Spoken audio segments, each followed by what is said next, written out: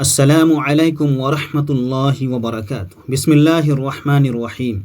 محترم سامعین، یہ واقعہ 3 صحابہ کرام حضرت کعب ابن مالک، حضرت ہلال ابن امیہ اور حضرت مرارہ ابن ربیع رضی اللہ عنہم کا ہے، جو غزوہ تبوک سے پیچھے رہ گئے تھے اور جناب نبی اکرم صلی اللہ علیہ وسلم نے انہیں مسلسل 50 دن تک سوشل بائیکاٹ کی سزا دی تھی۔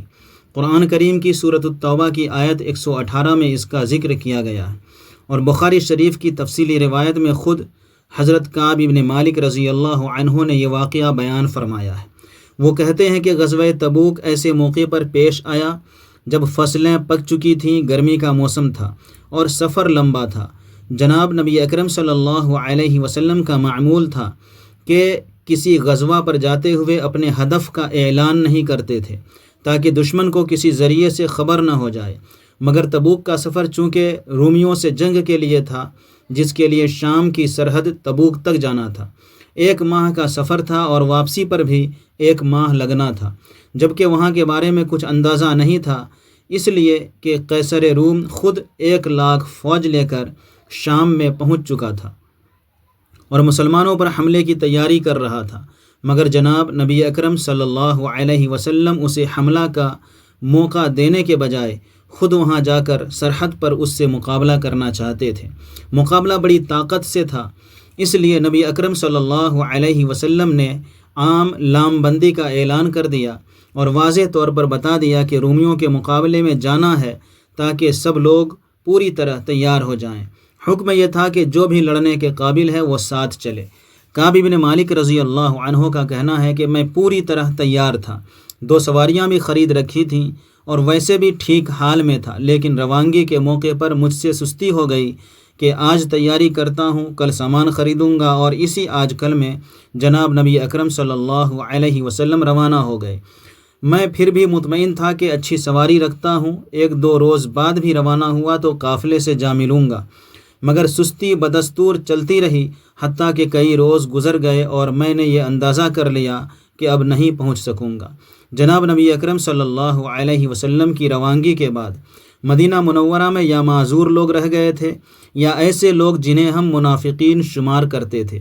مجھے اپنے آپ کو ان کے درمیان دیکھ کر شرمندگی سی ہوتی تھی، مگر اب کچھ نہیں ہو سکتا تھا۔ دوران سفر ایک موقع پر نبی اکرم صلی اللہ علیہ وسلم نے ساتھیوں سے دریافت کیا کہ کعب نے کیا کیا؟ ایک شخص نے کہا کہ اس کو مزاج کی نزاکت اور نخرے نے روک لیا ہے۔ حضرت جابر رضی اللہ عنہ بھی موجود تھے، انہوں نے ٹوک دیا کہ وہ مخلص صحابی ہے، اس کے بارے میں ایسی بات کرنا ٹھیک نہیں ہے۔ کعب ابن مالک رضی اللہ عنہ کہتے ہیں کہ جوں جناب رسول اللہ صلی اللہ علیہ وسلم کی واپسی کی خبریں مل رہی تھیں، مجھے فکر لاحق تھی کہ آپ کے سامنے کیا عذر پیش کروں گا۔ اتنے میں تقریباً 3 ماہ کے بعد رسول اکرم صلی اللہ علیہ وسلم مدینہ منورہ تشریف لے آئے، جبکہ میں نے 1 روز پہلے اپنے دل میں یہ فیصلہ کر لیا تھا کہ کوئی بہانہ نہیں تراشوں گا اور صاف صاف اصل بات عرض کر دوں گا، اس پر جو فیصلہ ہوگا وہ میرے لیے بہتر ہی ہوگا۔ جناب نبی اکرم صلی اللہ علیہ وسلم کا معمول تھا کہ جب سفر سے واپس آتے تو پہلے مسجد میں 2 رکعت نماز ادا کرتے تھے اور کچھ دیر بیٹھنے کے بعد گھر تشریف لے جاتے تھے۔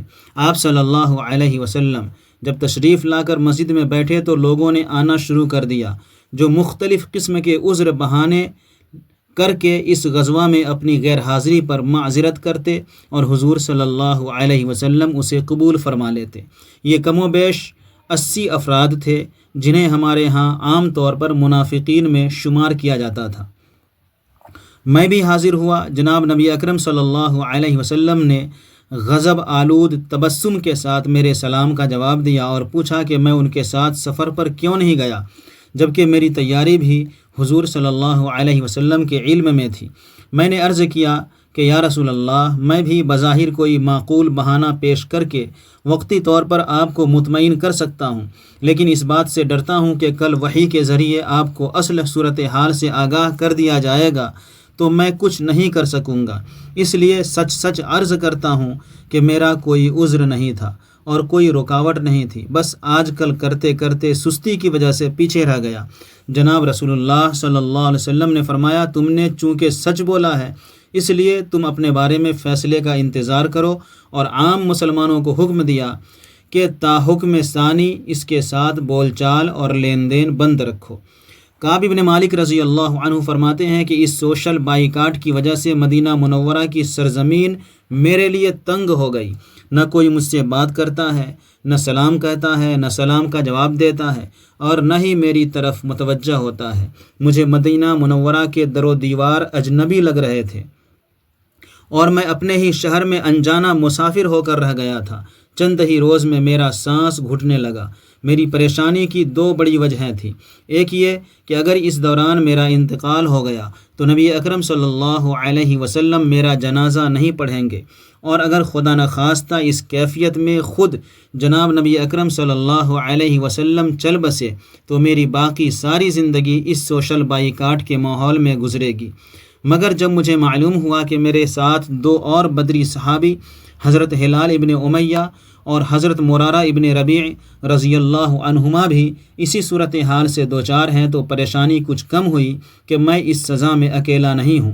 وہ دونوں کمزور اور بوڑھے تھے، اس لیے گھروں میں بیٹھ گئے، جبکہ میں نسبتاً جوان اور صحت مند تھا، اس لیے مسجد نبوی میں نمازوں میں حاضری اور بازار میں آنے جانے کا سلسلہ جاری رکھا۔ ایک روز میں بازار جا رہا تھا تو دیکھا کہ شام سے آنے والا ایک قبطی تاجر آواز دے رہا ہے کہ کوئی مجھے کعب بن مالک رضی اللہ عنہ کا گھر بتائے گا۔ بازار سے گزرنے والے کسی شخص نے اشارے سے میرے بارے میں بتایا کہ وہ جا رہا ہے۔ وہ قبطی آ کر مجھ سے ملا اور ایک خط پیش کیا جو غسان کے بادشاہ کی طرف سے تھا، اور اس میں لکھا ہوا تھا کہ ہمیں معلوم ہے کہ تم اپنے سردار کی طرف سے ذلت اور توہین کا سامنا کر رہے ہو، حالانکہ تم محترم شخصیت ہو اور ایسے سلوک کے مستحق نہیں ہو، اس لیے میں تمہیں دعوت دیتا ہوں کہ ہمارے پاس آ جاؤ، ہم تمہیں سیاسی پناہ دیں گے اور عزت و اکرام کا معاملہ کریں گے۔ میں نے خط پڑھ کر آسمان کی طرف نگاہ اٹھائی اور کہا کہ کیا یہ امتحان ابھی باقی رہ گیا تھا؟ میں اس قبطی کو ساتھ لے کر اپنے محل کے ایک تنور پر گیا جس میں آگ جل رہی تھی۔ میں نے وہ خط جلتی ہوئی آگ میں پھینک کر اس قبطی سے کہا کہ اپنے بادشاہ سے جا کر کہہ دینا کہ یہ اس کے خط کا جواب ہے۔ ہم مسلسل 40 روز تک اسی کیفیت میں رہے کہ ایک روز جناب نبی اکرم صلی اللہ علیہ وآلہ وسلم کی طرف سے پیغام آیا کہ اپنی بیوی سے الگ ہو جاؤ اور ان کے قریب نہ جاؤ۔ ہلال ابن امیہ رضی اللہ تعالی عنہ کی بیوی نے یہ کہہ کر گھر میں رہنے کی اجازت لے لی کہ یا رسول اللہ صلی اللہ علیہ وسلم، اس کا تو روٹی پکانے والا بھی کوئی نہیں ہے۔ آپ صلی اللہ علیہ وسلم نے یہ فرما کر اجازت دے دی کہ ضروری کاموں کے لیے تم گھر میں رہ سکتی ہو، لیکن تم ایک دوسرے کے قریب نہیں جاؤ گے۔ مجھے مشورہ دیا گیا کہ اس قسم کی اجازت میں بھی حاصل کر لوں، مگر میں نے کہا کہ میں جوان آدمی ہوں، نباہ نہیں کر سکوں گا، اس لیے میں نے بیوی سے کہا کہ تم میکے چلی جاؤ اور کوئی فیصلہ ہونے تک وہیں رہو۔ اس دوران میں مسجد نبوی میں جاتا رہا، نماز میں شریک ہوتا تھا اور جناب نبی اکرم صلی اللہ علیہ وسلم کی مجلس میں بیٹھتا تھا۔ حاضر ہو کر حضرت صلی اللہ علیہ وسلم کی خدمت میں سلام عرض کرتا اور منہ دوسری طرف کر کے کنکھیوں سے دیکھتا کہ کیا آپ صلی اللہ علیہ وسلم نے میرے سلام کا جواب دیا ہے، مگر ادھر مکمل خاموشی رہتی تھی۔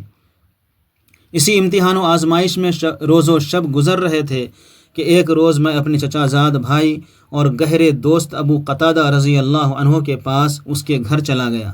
میں نے سلام کیا تو اس نے کوئی جواب نہیں دیا۔ میں نے اسے کہا کہ میں تمہیں خدا کی قسم دے کر پوچھتا ہوں کہ کیا تم اس بات کو نہیں جانتے کہ میں اللہ تعالیٰ اس کے رسول صلی اللہ علیہ وسلم کے ساتھ قلبی محبت رکھتا ہوں؟ اس نے کوئی جواب نہیں دیا۔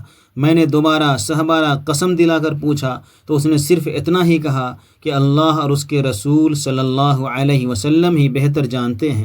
اس پر میں انتہائی مایوسی کے عالم میں روتے ہوئے اس گھر سے نکل آیا۔ ہمارے ساتھ مدینہ منورہ کے لوگوں کے اس سوشل بائیکاٹ پر 50 راتیں گزر چکی تھیں اور ہماری پریشانی میں مسلسل اضافہ ہو رہا تھا کہ ایک روز میں فجر کی نماز پڑھ کر فارغ ہوا تو مجھے گھر کے سامنے کے پہاڑ سیلا سے آواز آئی، آواز سنائی دی کہ اے کعب خوش ہو جاؤ۔ میں سمجھ گیا کہ ہماری معافی کا اعلان آ گیا ہے۔ ہوا یوں کہ رات کو وحی کے ذریعے اللہ تعالیٰ نے ہماری معافی کا فیصلہ سورہ توبہ کی مذکورہ بالا آیت کریمہ کے ذریعے صادر فرما دیا تھا، اور جناب نبی اکرم صلی اللہ علیہ وسلم نے صبح نماز فجر کے بعد جب مسجد نبوی میں اس کا اعلان فرمایا تو 2 حضرات مجھے اس کی خبر دینے کے لیے دوڑ پڑے۔ ان میں مجھے یہ خبر پہلے دینے میں مقابلہ ہو گیا۔ ایک گھوڑے پر سوار ہو کر پہاڑی راستوں سے گزرتے ہوئے میری طرف تیزی سے آ رہا تھا، جبکہ دوسرا پیدل ہی دوڑ پڑا اور درمیانی راستوں سے ہوتے ہوئے میرے گھر کے قریب، بالکل قریب جبل سیلا تک پہنچ گیا۔ یہ صاحب حضرت حمزہ اسلمی رضی اللہ عنہ تھے۔ انہوں نے جب دیکھا کہ گھوڑ سوار ان سے پہلے کعب رضی اللہ عنہ کے گھر پہنچ جائے گا تو انہوں نے اسی پہاڑ سے میرے گھر کی طرف رخ کر کے میرے لیے خوشخبری کی آواز لگا دی، جو مجھے فوراً پہنچ گئی اور وہ گھوڑ سوار پر سبقت لے گئے۔ میں دیوانہ وار گھر سے نکلا، اپنے کپڑے خوشخبری دینے والے کو انعام کے طور پر دیے اور خود پڑوسی سے مانگ کر کپڑے پہنے۔ جناب نبی اکرم صلی اللہ علیہ وسلم کی خدمت میں پہنچا تو وہ صحابہ کرام کے جھرمٹ میں انتہائی خوشی کے عالم میں تشریف فرما تھے۔ حضرت طلحہ رضی اللہ عنہ نے آگے بڑھ کر میرا استقبال کیا اور جناب رسول اللہ صلی اللہ علیہ وسلم نے مجھے اس آزمائش میں سرخرو ہونے پر مبارکباد دی۔ میں نے عرض کیا کہ یا رسول اللہ، مجھے سچ بولنے کی وجہ سے یہ اعزاز ملا ہے، اس لیے وعدہ کرتا ہوں کہ زندگی بھر کبھی جھوٹ نہیں بولوں گا، اور آج میں اعلان کرتا ہوں کہ اس خوشی میں میرا سارا مال و جائیداد اللہ کی راہ میں صدقہ ہے۔ نبی اکرم صلی اللہ علیہ وسلم نے فرمایا کہ سارا نہیں، اپنے لیے بھی کچھ روک لو۔ میں نے عرض کیا ٹھیک ہے، خیبر میں ملنے والا باغ میں اپنے لیے روک لیتا ہوں، اس کے سوا باقی میرا سارا مال اللہ تعالیٰ کی راہ میں صدقہ کر دیتا ہوں۔ محترم سامعین، یہ ویڈیو آپ کو کیسی لگی کمنٹ کریں، ویڈیو کو لائک کریں۔ اسی طرح کی اور بھی ویڈیوز دیکھنے کے لیے میرے چینل کو ضرور سبسکرائب کریں۔ پھر ملتے ہیں اگلی ویڈیو میں۔ اللہ حافظ۔ السلام علیکم ورحمۃ اللہ وبرکاتہ۔